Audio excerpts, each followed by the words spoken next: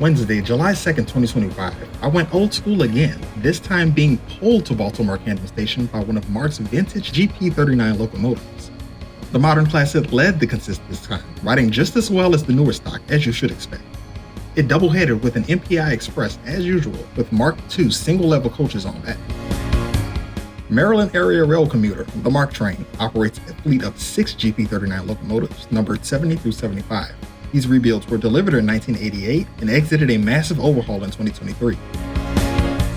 MARC is administered by the MTA, the Maryland Transit Administration, operated under contract by Amtrak on the Penn Line along the Northeast Corridor, and also by Alstom on the Brunswick Line to West Virginia and the Camden Line to Downtown Baltimore, whose tracks are owned by CSX.